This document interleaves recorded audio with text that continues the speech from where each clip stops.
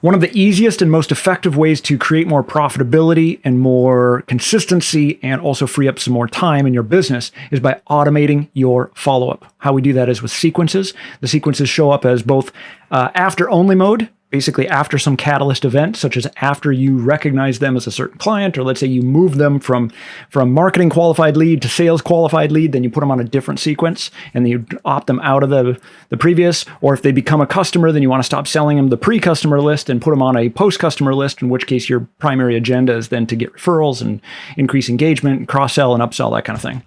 So which sequences do you need? That totally depends on your business. And if you have none, then you should just start automating initially the things that get you more clients, right? So the people that are shy, yes, let's say they got on your calendar, but they didn't all the way push through. Or let's say they came into you, let's say they downloaded a free report or some sort of marketing bait, but they didn't actually get onto your calendar in a scheduler or some sort of demo. Whatever it is that you sell, you probably have some sort of customer journey. Most of our customers do. If you sell something that's $50 and it's an impulse item, then fine. You don't need us. You don't need a sequence. You just need to increase your perception of value and decrease the friction. So in the case of more complex sales, let's say you're in staffing, let's say you're in assisted living, right? So assisted living is a high friction, very high trust, long buying cycle decision. And it is difficult, but there's real money on the table. This is like $4,000 to $20,000 per month. And people really want to make sure that they, work with their parents and put them in a senior home and that kind of thing, right? So it's a high trust barrier, right? Same things with even things like reverse mortgages. Reverse mortgages, there isn't necessarily this burning propellant that pushes them through. And so it's our job as the sequence designer to basically make a sideways sales letter and kind of stay in front of them, so that when they are ready to make that decision, and you want to, of course, push them to make that decision by sort of illustrating the benefits of your product in different ways, so you kind of put multiple different fish hooks in the water and decrease the friction. What is the first step towards that journey with you? And it's just, in the case of reverse mortgages, that might be, let's say, get an application or get your numbers or schedule your appointment or, whatever it is.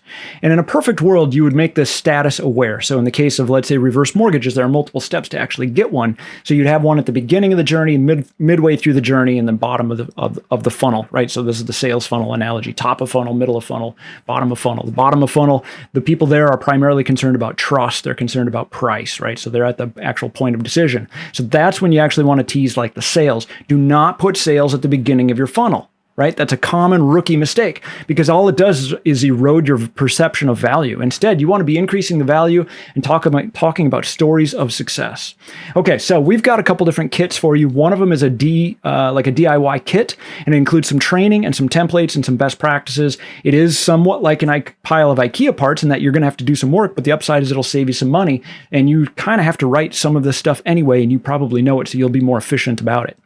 Another option is done with you, in which case we'll actually have you forward to our team some of your most effective emails and sales media that you've already hopefully done. So hopefully you've maybe done some videos, maybe you have a manifesto video, maybe you have some brochures and stuff like that. We want to take out your talking points and then tease that and basically turn a sales letter, right, which goes through a very predictable process. If you don't know this, it should, right? You create value and talk about their pain points and then lower the friction and make the ask, that kind of thing. We just turn it on its side. And so we basically do something on day 1 and another one on day 7, another one on day 14. Notice I'm using 7-day increments because whatever day they opted in and took your, let's say, marketing bait, it's probably a good day to get in front of them. If that's Sunday, then make sure and keep marketing to them on Sundays. So we often use 7-day increments. Not always, depends on your buying cycle.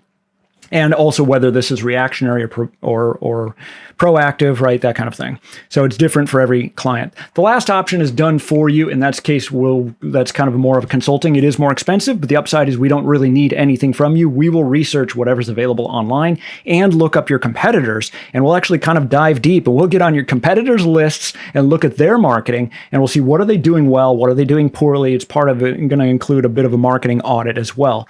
And so we can kind of use that to really do things best practices at that point. But it is more expensive. But if that's for you and you value your time and you want it done right, then that is a good way to go. So if this sounds like an opportunity to you, it absolutely is. And even if you never give us a dime, make sure and set up sequences for your business. It is incredibly powerful. Every company needs to have it, and there's really no excuse these days to not have it.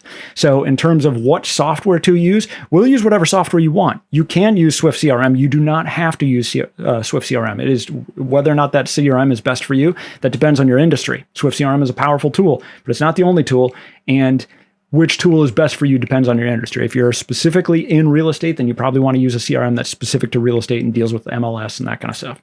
So which one is best for you? I don't know. Go ahead and check out below.